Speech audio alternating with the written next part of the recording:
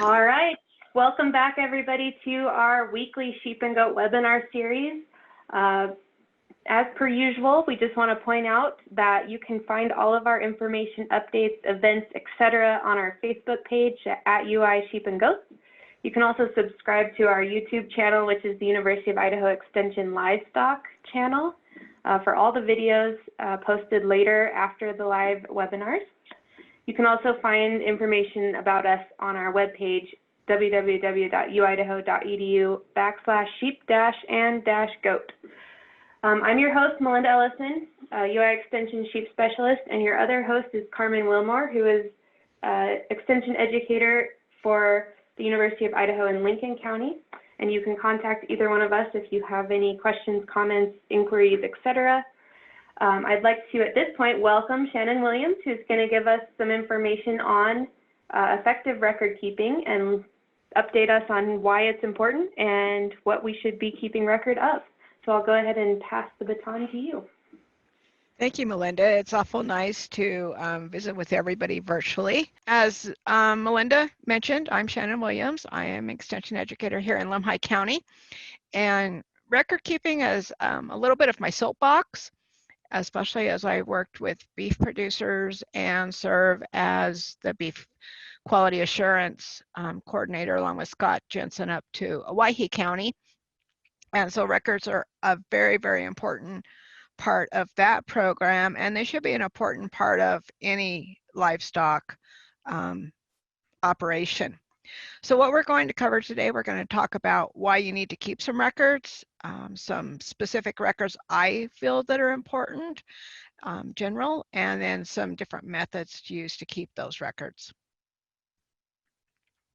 So why should you keep your records? One of the #1 reasons I feel to keep records is to know if you've reached the goals of your operation.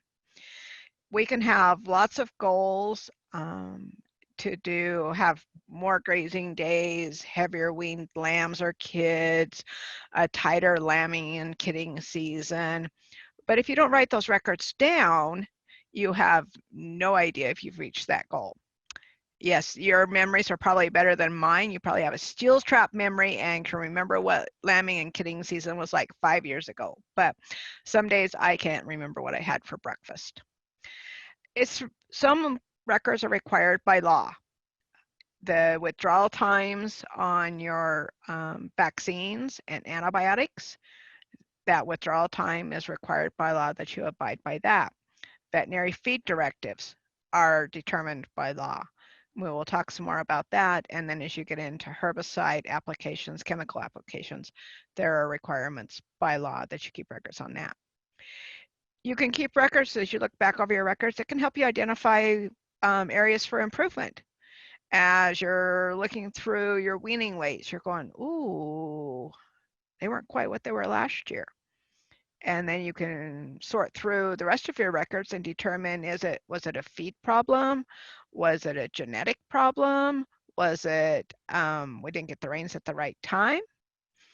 And you can also utilize your records as a good planning tool. When you're looking at those weaning weights or dystocia problems, utilize that, say, okay, how do we fix that better? What's my plan? Is it a new buck or ram? Is it a better feed plan? Those are some good reasons to keep records. So as I've talked to producers, and you can think through, so why do you keep records? I come from a livestock background, mostly with cattle, but I think for all producers, you want to know what who your top producing animals are. If they're not paying their way, they probably need to find a new home. And without good records, you can't identify them. Are they on track for production? Is that if you're milking those goats, are they giving you the milk that you think they should be doing? Is their production staying level? Are they kidding or lambing on a regular basis? Are they weaning that percentage of their body weight you think they need to be doing? Record of vaccinations. That's vitally important. As we know from the livestock industry, we know what vaccinations we give and why. but there's a large amount of our consumers that don't understand that. So those records of vaccinations and records of treatment are very important if somebody comes back and says, so what'd you treat? How did you treat? We can show them their records that prove that we have been very responsible with those injections. Withdrawal times, every drug we have has a withdrawal time on it. And so by law, we cannot dispose or sell that animal before that withdrawal time has been met. So as you treat an animal, whether with a vaccination or an antibiotic, you need to calculate when that withdrawal time has been met. And I know there's, in working with a goat producer here for several years, the labels for sheep and goats are not always written in. You guys have to do some extra label use for certain things. So you need to work with your veterinarian that when they do extra label use prescriptions for you as a producer, ask them to write down what the withdrawal time will be so that you can calculate it and have that in your records. Feed records. Is my feed what it needed to be? Did I raise enough? Did my pasture stretch far enough? Pasture movement records, we'll talk some more about those. And then your basic feed production of feed that you raise on your own property. So as we talk about goals and your records tying into your goals, I encourage every operation to have what we call SMART goals. And those need to be specific. You can't have a goal that says, I want to raise better lambs, or I want to raise better meat goats. Well, better lambs is pretty generic, and better meat goats is very generic. Do you want to increase the amount of meat?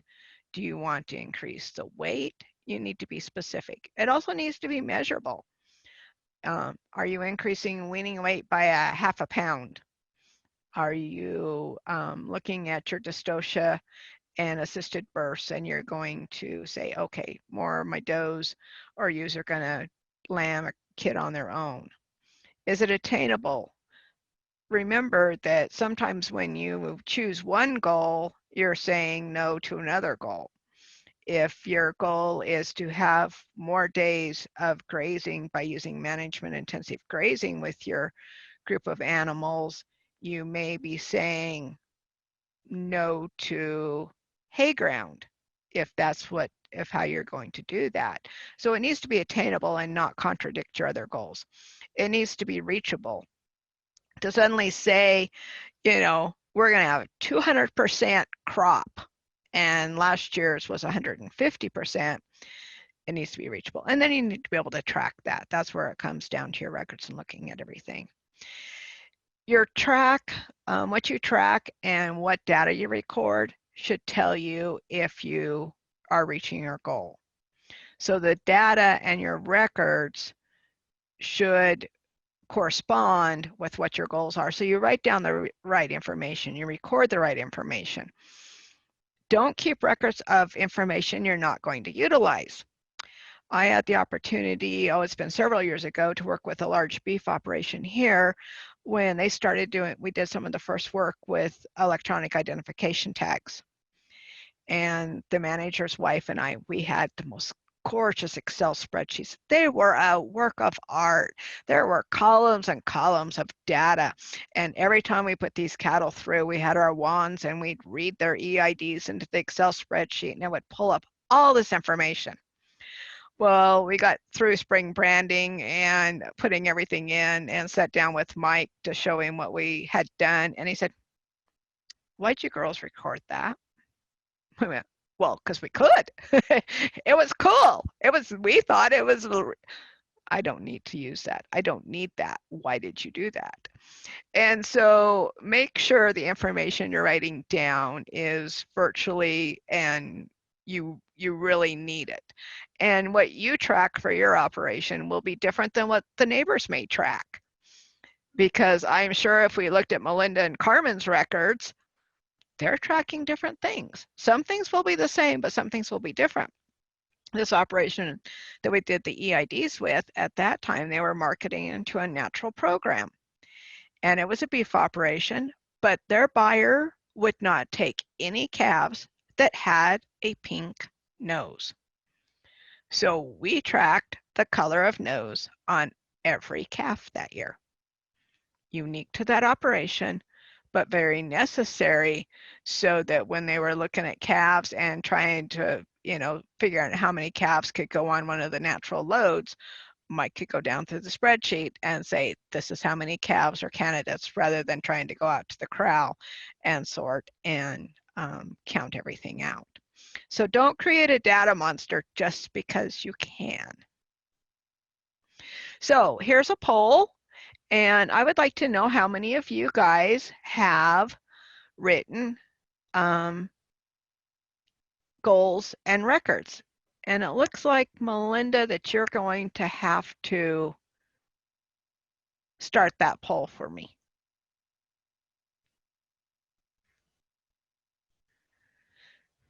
So you should be, those that are participating on the screen, be able to click either yes or no if you have written goals.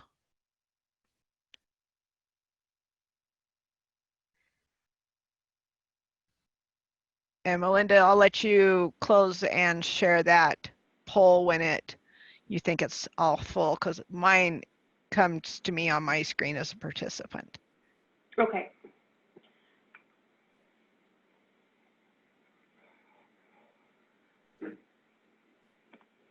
We'll give everyone about 30 more seconds maybe, and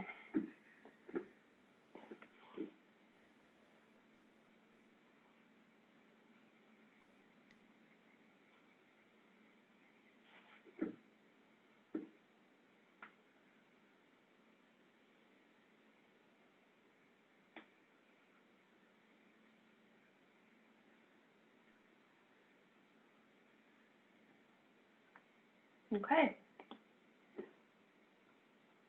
Share results. Okay, so it looks like 50% of you do have some written goals and 50% of you don't. I encourage you to consider writing down some of those goals. There's something about putting pen to paper that makes it real.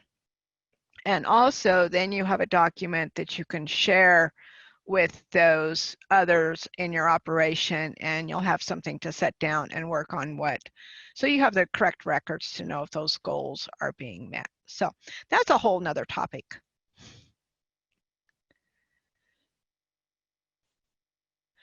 Okay, so let's talk about, let me back up one because I think I missed a slide. Nope, okay, we're good. So we talked a little bit about records that are required by law. So in the beef industry, and as I talked with Melinda about this for sheep and goat, I'm not quite sure how it would all come down. But if the carcasses from your operation were ever tested and were above the limits for a residue violation, they would come talk to you. As a beef quality assurance coordinator, occasionally I get a list and contact information from an Idaho producer whose carcasses had a residue violation. The only way that you can prove that you met that withdrawal time is a written record. And so you would need to show them the date that injection was given, what you gave, how much you gave, and then the date that withdrawal time was met versus the date that animal was processed. And if this is not written down, you have no defense in a residue violation. It also just shows good management practice that withdrawal times were recorded and met.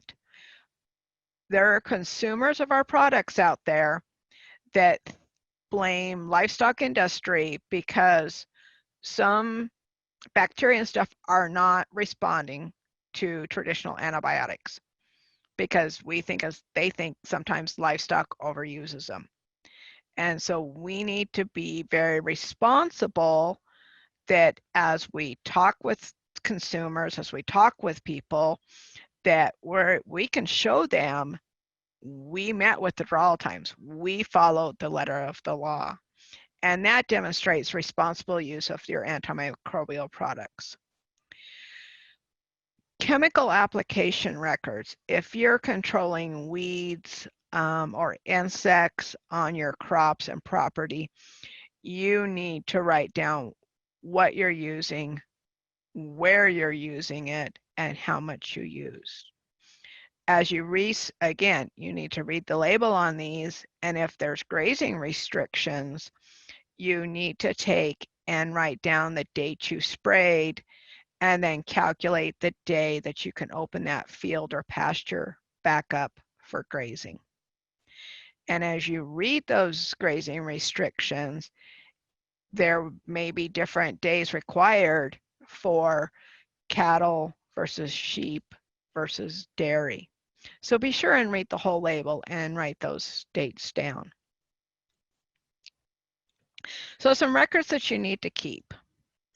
We're going to mostly talk about production records and visit a little bit mostly about performance records. And I apologize that this says calving records here. It should say lambing and kidding records, considering my audience that I have today. And so that's important to know. Are your rams getting, are your bucks getting the job done in an efficient amount of time? Are your females delivering those youngs in the time frame you would like it to? You want to look at your weaning weights. And when you look at those and record those weights, not only do you need to know if that female is producing the percentage of her body weight in young that you're expecting, but also add those weights together and look at how much weight you're producing per acre of your operation. And consider that. I have so many acres. This is how much sellable weight I'm having off of that when it comes to my young. Look at your culling records. Why are you culling animals? If you go back over your culling records and say, I'm culling all of these females because of bad bags, you may want to take a look at your genetics and go back and look at those females and say, ooh, did I keep her young? Is that her female, is that staying in my herd? Am I keeping that going? I may want to take and pull some of those other females out as just an example of culling records. Or if you've got some that are always having bad feet, why are they bad feet? Is it wet pastures? Is it something genetic? Is there something that I can work on and fix that so I don't have to cull as heavy for that specific reason? You'll want to look at your pasture production. How many days of grazing did you get? How much feed did your pasture produce? Is it time to try, maybe look at some management intensive grazing? Is it time to look at some fertilizer? Do I have a pasture that needed to be reseeded? Sometimes some of that pasture production decreases slow enough that if we aren't writing down how many grazing days or how much hay we're getting off of a field, all of a sudden it's like, oh my word, when did this happen? Well, it's been decreasing over a few years. And if you're tracking those records and have that written down, you can start to notice that decrease much quicker, which leads to maybe a simpler fix to increase production rather than having to tear everything up and start all over. And sometimes we don't have any control over how much water's coming down the ditch. In Lemhi County, we have no reservoirs. And so snow in the winter and spring rains and summer rains are vitally important. And so that might be the reason for pasture production, of which we have no control over. But it's something if you're not writing it down and tracking things, you don't know that. When you're looking at your hay production and thinking of your winter feed, you may not only want to track how many bales of hay you get off each field and that, but you also may want to pull some feed analysis and see if your feed is meeting the nutritional requirements of your animals. And then track those, keep a hold of those records. So quiz time. You notice a ewe and a doe having an early to midterm abortion, but she breeds back right away and has a nice set of lambs and kids. Do you make a record? Thank you, Melinda.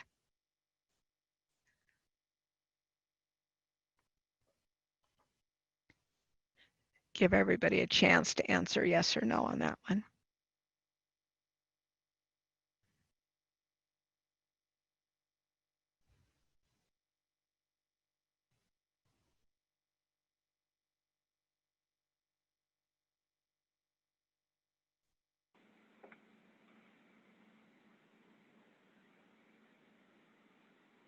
You will give them about 20 more seconds.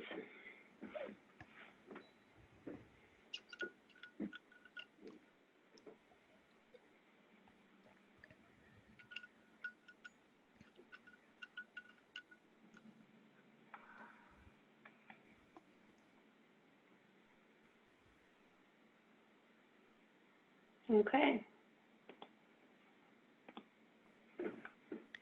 Okay, yes, you do make a record. Because you look back and try to figure out maybe why that is happening, those records become very important as you share that or go through your mind to find the cause of that happening. So thank you. If you want to close that.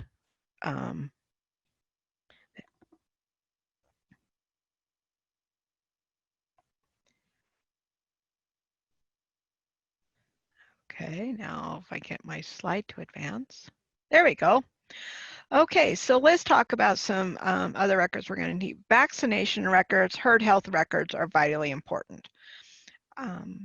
Animals that are healthy their entire life produce a better product. And so with that, we need to know and keep them healthy.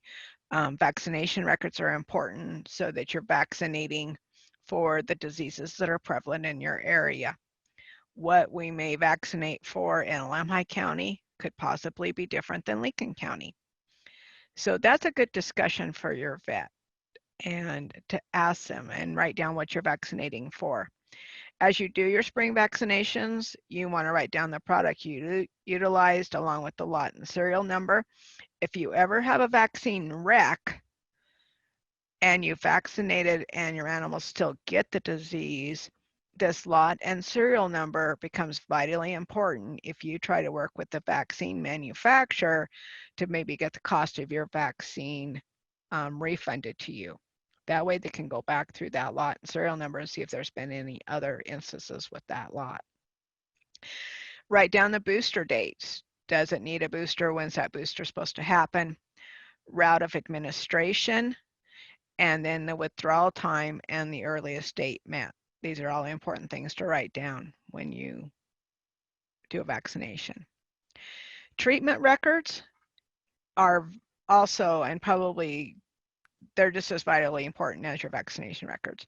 When you do treat an animal, you need to write down the animal treated. And so that makes it very important to have animal identification and each animal with its own unique number.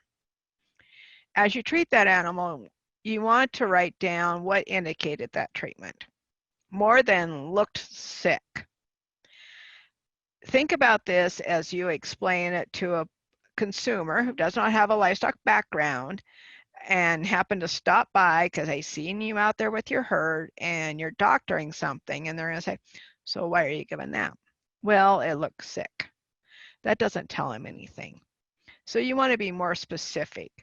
Droopy ears, runny nose, watery eyes, it had a temperature, it hasn't nursed, it has the scours. Be specific in what's indicating that treatment. Write down the date of that treatment, the product administered, again, the lot and serial number, the dosage given, the route of administration, the person administering it, and while the person giving it, you may say, really? There have been times that sometimes when animals are treated, they'll end up with a knot where that drug was given. And it may not always be the drug that's causing the knot. It was the person administering it that was not doing everything exactly right as they needed to. You want to write down, again, the earliest date withdrawal time is met, so you know you don't sell that animal before that time is met. And then any off-label use records as a prescription from your veterinarian, so that that shows that you had permission to go off-label with the drugs that you're using. Feed records.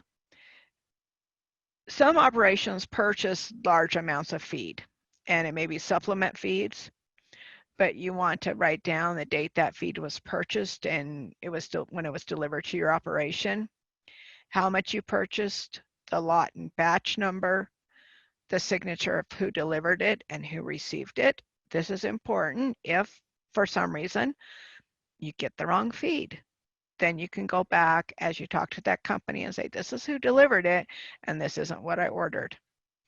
You want to include any supplements that you are buying and purchasing and keep track of that.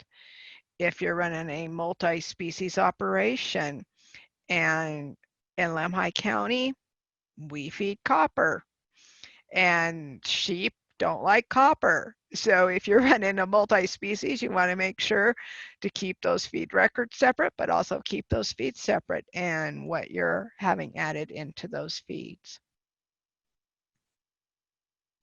So here's just a simple feed inventory that you can write down the date, the type of feed, and the cost and the quantity.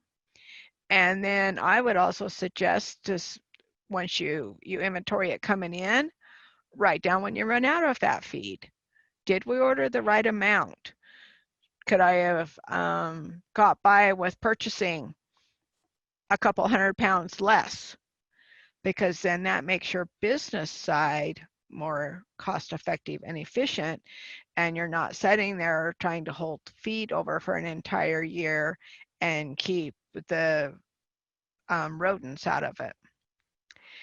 Chemical records, as you work to control weeds on your property so that you have good productive forage, you'll want to write down the product name and the EPA number for that product, how much you applied, the location of that application, and the size of that treated area.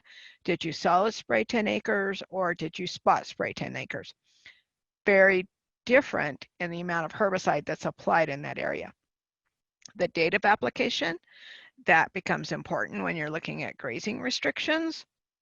If you hire it done, be sure and have that name of that applicator and their license number if they're licensed through the state of where you reside. Look at those grazing restrictions, write that on the calendar and when those restrictions are met.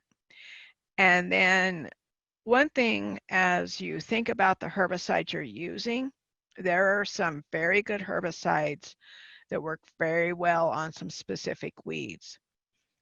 Many of them do not have any grazing restrictions. The challenge is that herbicide stays in that plant, goes through that animal with no harm to the animal, and it's in the manure. And that only becomes a problem when your neighbor down the road comes and asks, can I get some manure for my flower beds or my garden? And if you have that herbicides in that manure and they put it in their flower bed or their garden, they're no longer going to be a good neighbor because you have just controlled all their flowers and their vegetables in their garden. So as you're applying herbicides, be sure and read the labels all the way through to make sure and plan accordingly for grazing and the manure. Veterinary feed directive has been out for a while and it changes on a regular basis as they add more products to the list that cannot be used or have to be used in a different way.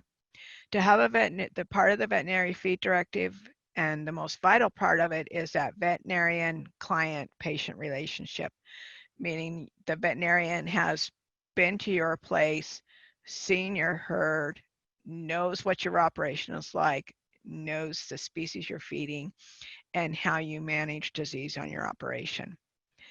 The directive is a written statement from a veterinarian that allows you to mix certain antimicrobials into feed to feed for a certain purpose. On that directive, there will be a date of expiration. And that is basically the period of time a producer may utilize a veterinary feed directive feed, meaning you've had a feed special mixed. So that date of expiration may go from when you get it in your from your veterinarian on January 15th, and it may expire on June 30th. That is the date of expiration. The other date that will be on that feed directive is the duration of use. And that's the length of time that animals can consume that feed. Meaning from January 5th, you can feed it anytime from January 15th to June 30th, but you can only feed it for duration of use, say 5 days at a time. And so you'll need to look at that and make sure that you follow those two dates. The date of expiration, meaning you can't feed that feed after it's expired, and you can only feed it for so many days at a time. So if you do want to have request those feeds and what kind of records you need to keep a copy of the veterinary feed directive. You need to write down the group of animals it was fed to, whether it was your yearling ewes, freshly weaned kids, the dates that you actually feed that feed, how much was administered, and why did you feed it? Did you feed it for foot rot? There has to be a reason behind using that feed. So there's not a whole lot of sheep operations anymore that do graze public lands, but there are a few. And so as you think about it, if you do have public lands grazing, you do need to keep records of that. When were your animals moved, and when were they turned out, from where and to where? How many did you turn out? Make a note of the status of the fence conditions and repairs that are needed. What are the status of the range improvements, such as water troughs and water development ponds? And when you're up there checking things, gates opens and closed. If you closed them and you went back up there, did somebody else leave it open? Make a note of that. The other records you want to keep, again, we've talked a little bit off and on about the feed records. When you purchased feed, how much did you purchase, and include any of your supplements. Also, your personal feed records, your personal production of feed. How many days did you feed harvested feed? Did you end up feeding for a longer period than you planned on? If you record those days, can you look at your calendar and maybe your situation and be able to reduce those number of days of feeding harvested feed? Less days that you have to turn the tractor on or go break open a bale of hay. Which feeds did you feed to which group of livestock? And, you know, how did we feed the bucks and the rams versus the ewes versus the yearlings? If you have any feed analysis done, keep track of that. And then which feeds did you feed those? Were you meeting those nutritional needs? Sometimes when we look at some reproduction problems, many times we can trace part of the challenge back to what was fed to our animals, that we weren't meeting those nutritional needs at the time they needed them.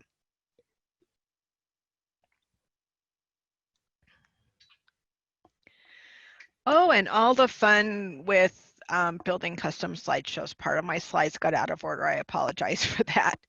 So back to our public lands grazing records. Talk with your range conservationist about how they would like to best communicate with you. Whether they want a phone call when you're uprighting and moving cows? Do they want to text when you see something awry? Do they want an email? And people say, so why should I be in constant contact? We have our grazing plan. We talked in the spring. Life will be fine. Well, it shows that you're making an effort to follow the grazing plan. If they know that you moved cows from pasture A sheep or goats from pasture A to pasture B, and then for some reason the gate gets open and they end up back, they at least know that you made an effort and you closed the gate behind you. So there was something else going on. There are people that are scrutinizing our public lands grazing permits right now. And so if your range conservationist knows that you're out there moving, or you've got a herder and those sheep are moved, and then they can say, hey, I have proof, they're up, they moved their animals, they're following that grazing plan.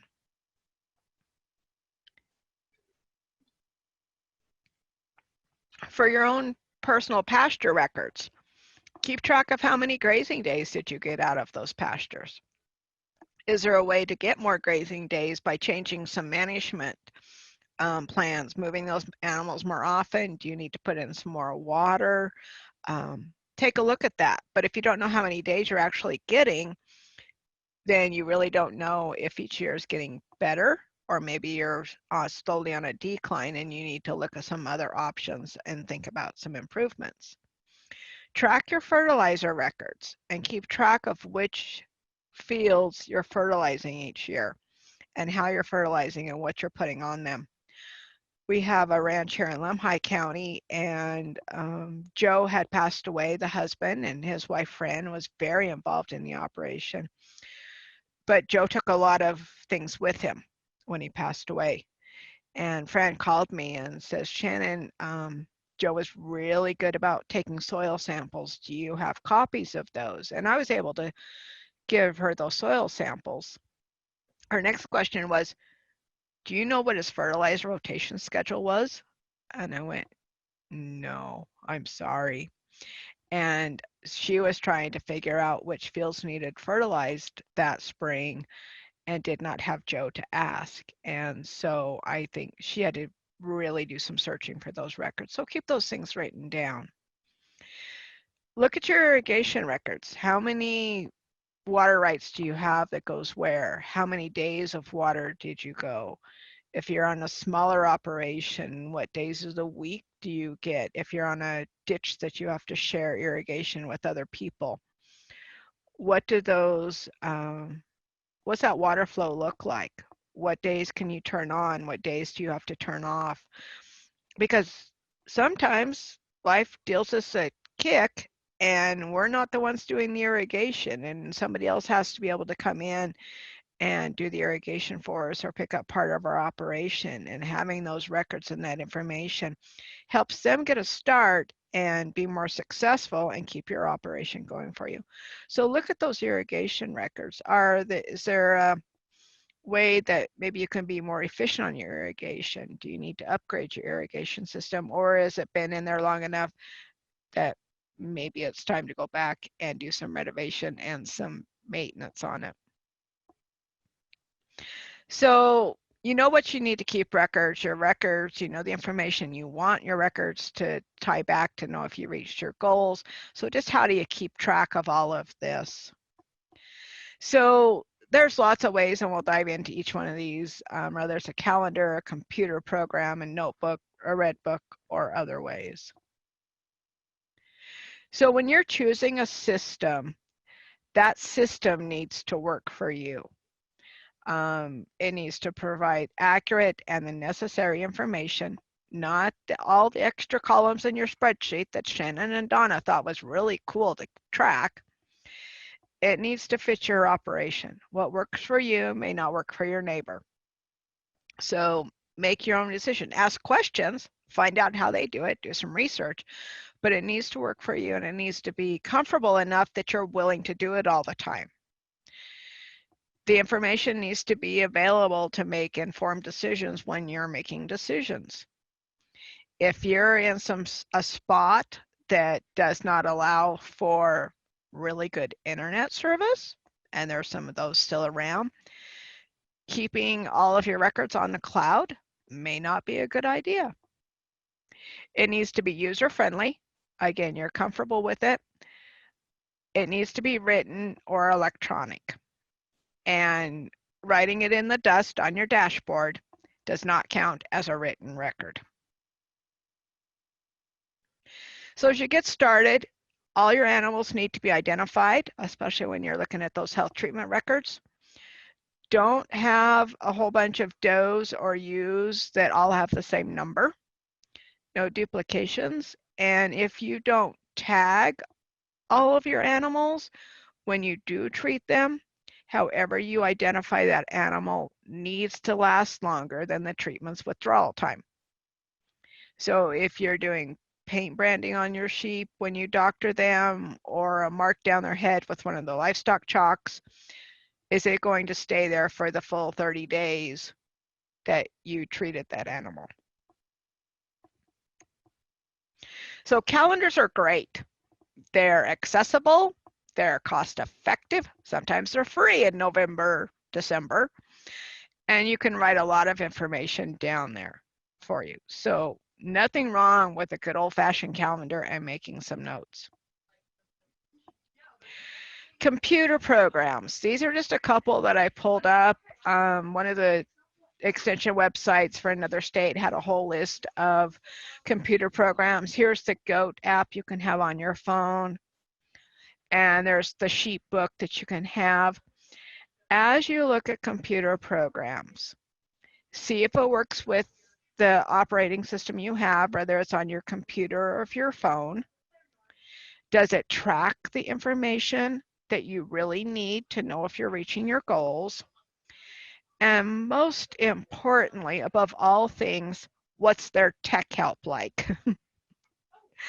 I had the experience when I was working with electronic identification in beef herds. We had 3 or 4 different ranches we were working with. I was in the top of the Pacific with the computer program to track what was going on as we were doing spring work on cattle, and my computer program went south. And it's like, what do we do now?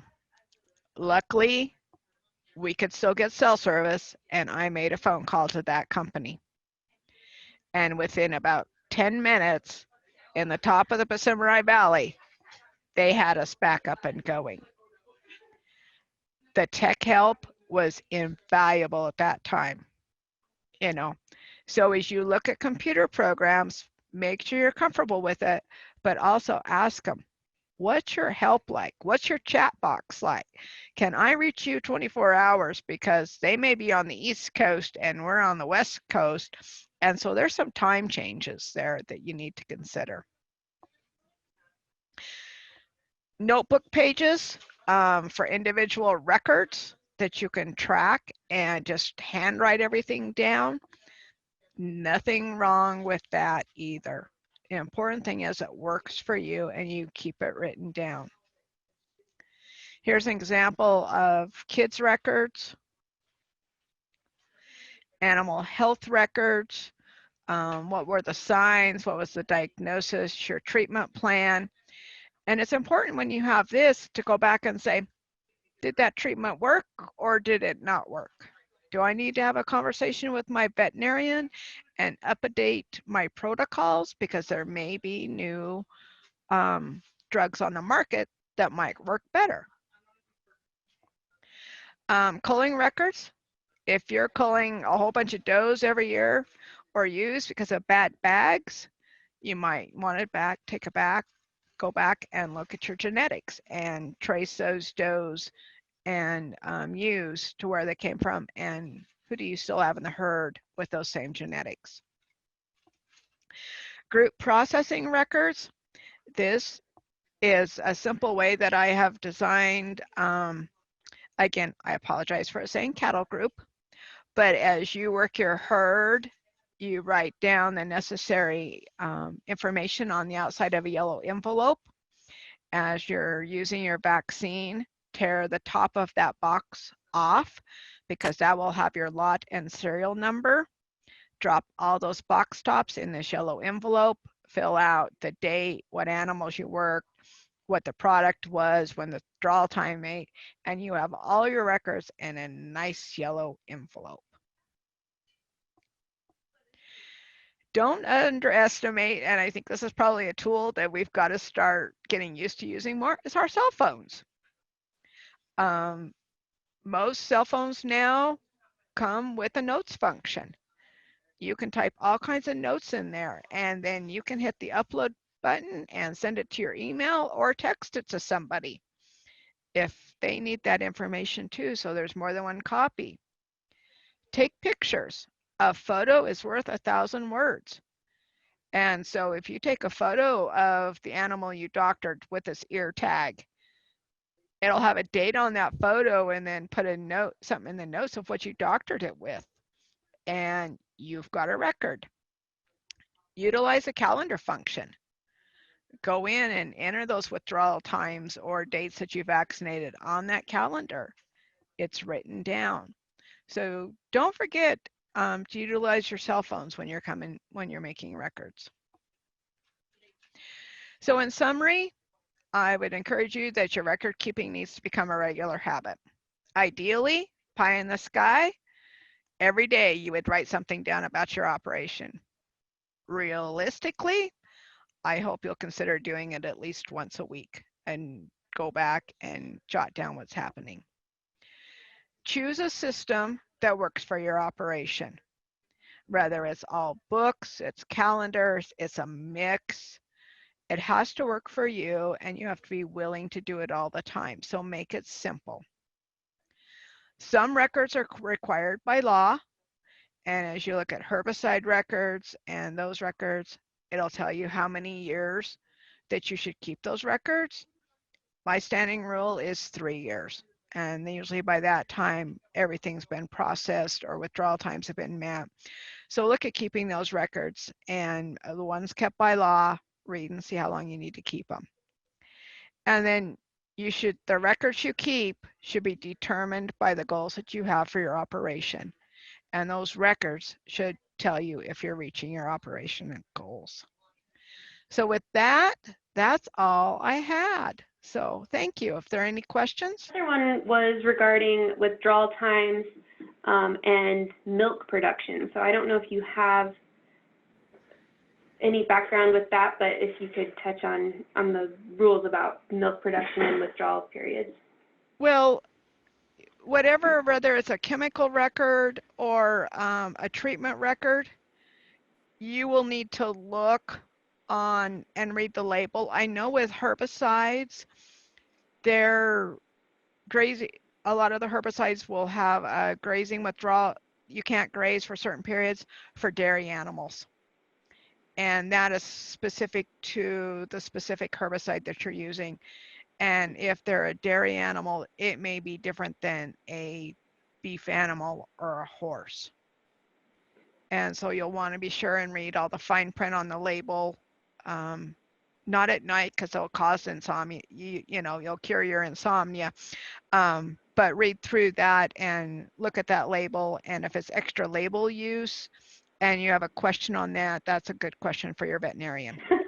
This has been really good for all of us to refresh or to learn something new, and I appreciate you coming on and giving this talk for us. And we'll have you back for some other topics that can just help make sure that people are doing what they need to do to maintain the quality of their products. So moving forward, again, as you jump off, please fill out our survey.